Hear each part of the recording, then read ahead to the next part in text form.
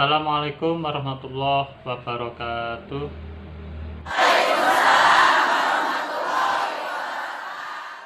Terima kasih, saya ucapkan selamat datang mahasiswa saya di mata kuliah PPKN Prodi Hukum Keluarga Islam, Fakultas Agama Islam, dan juga Prodi Pendidikan Agama Islam.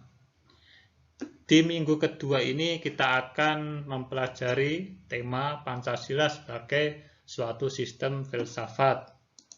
Nah, materi Pancasila sebagai sistem filsafat perlu kita pelajari di perguruan tinggi. Jadi materi ini sebelumnya kita tidak pernah menjumpai di bangku SD, SMP, SMA, tidak pernah. Nah, tapi khusus di perguruan tinggi, karena kita sebagai seorang sarjana, maka kita harus menggali apa yang dimaksud dengan Pancasila dari sudut filsafat. Dan mengapa Pancasila itu dikatakan sebagai sistem filsafat. Nah, kita akan mempelajari ini di pertemuan minggu kedua. Nah, di materi ini saya akan menjelaskan mengenai filsafat dan Pancasila.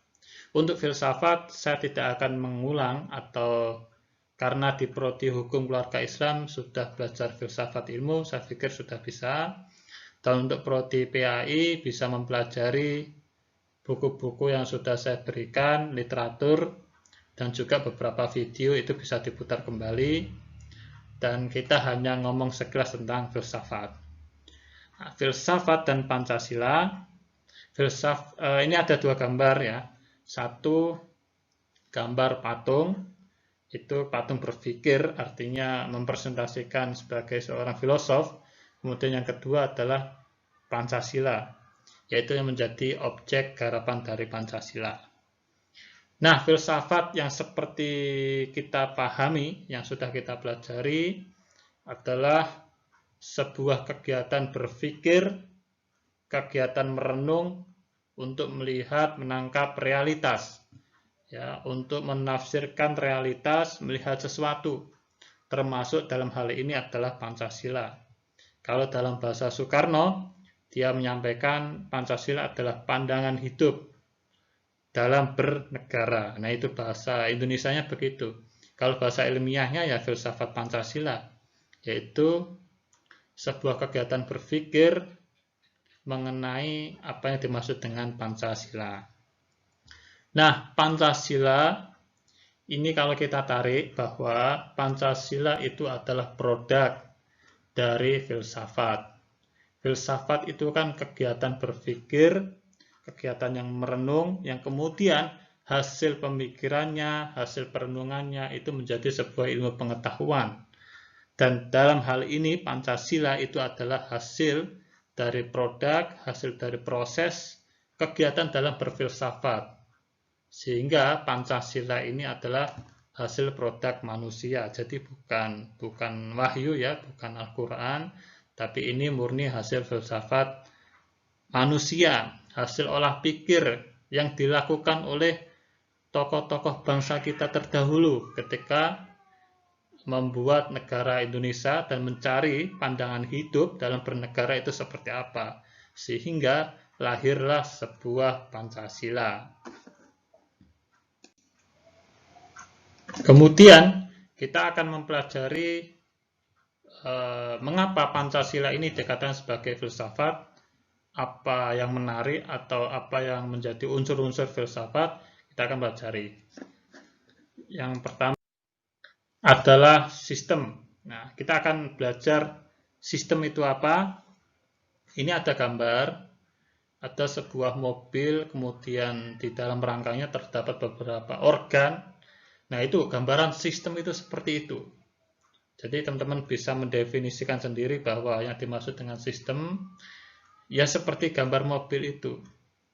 Ada beberapa bagian, ya. Kemudian di bagian-bagian itu ada fungsi tersendiri yang kemudian saling bergantung, saling berhubungan, sehingga apabila bagian-bagian itu ada yang rusak, maka mobil itu tidak bisa berjalan. Ya, ini sistem.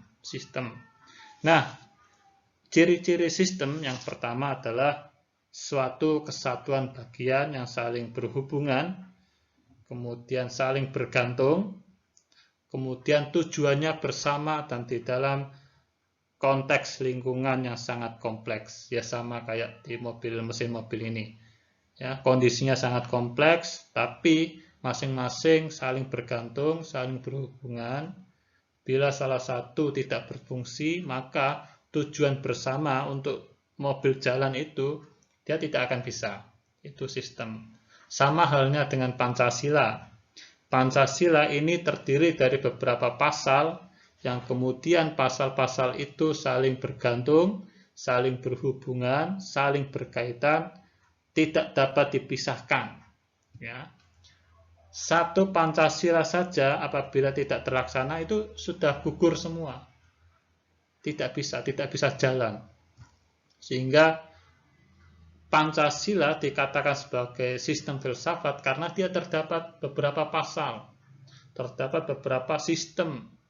Masing-masing sila punya fungsi dan tujuan yang berbeda, namun ini saling bergantung. Kalau satu nggak bisa jalan ya otomatis juga yang lain juga nggak bisa jalan. Namanya simbiosis mutualisme, saling bergantung antara satu dengan pasal yang lain. Kemudian berikut kalau kita dapat menyimpulkan bahwa yang dimaksud dengan filsafat Pancasila adalah dapat definisikan secara ringkas sebagai refleksi kritis dan rasional tentang Pancasila sebagai dasar negara dan kenyataan budaya bangsa, dengan tujuan mendapatkan pokok-pokok pengertian yang mendasar dan menyeluruh. Nah, jadi kalau kita kembali ke arti filsafat tadi itu hasil pemikiran, hasil refleksi, hasil perenungan yang mendalam, kritis, dan rasional tentang Pancasila sebagai dasar negara, budaya, bangsa, dengan tujuan mendapatkan pokok-pokok pengertiannya mendasar dan menyeluruh. Kemudian Pancasila dikatakan sebagai filsafat karena Pancasila merupakan hasil perenungan jiwa yang mendalam yang dilakukan oleh Bapak bangsa kita yang kemudian dituangkan di dalam suatu sistem. Dan berikutnya, menurut Notonegoro, filsafat Pancasila itu memberikan pengetahuan dan pengertian ilmiah yaitu tentang hakikat dari Pancasila. Nah, jadi Pancasila ini sangat kompleks dan bagaimana isinya, bagaimana ketika kita membedah filsafat, membedah ideologi dari Pancasila, minggu yang akan datang kita baru akan tahu posisi Pancasila dengan beberapa filsafat yang lain.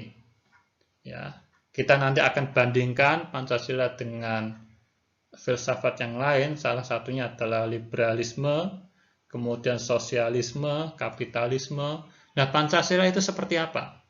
Itu di minggu ketiga yang nanti teman-teman akan diskusikan melalui Zoom atau Google Meet, atau kondisional melalui grup WA juga nggak masalah.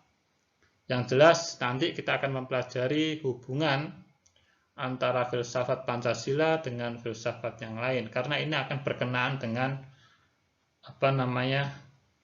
bernegara, ya. Ideologi liberalis itu seperti apa dan negara mana yang melakukan, kemudian sosialis bagaimana, dan Pancasila ini juga bagaimana. Nah, nanti kita akan pelajari itu.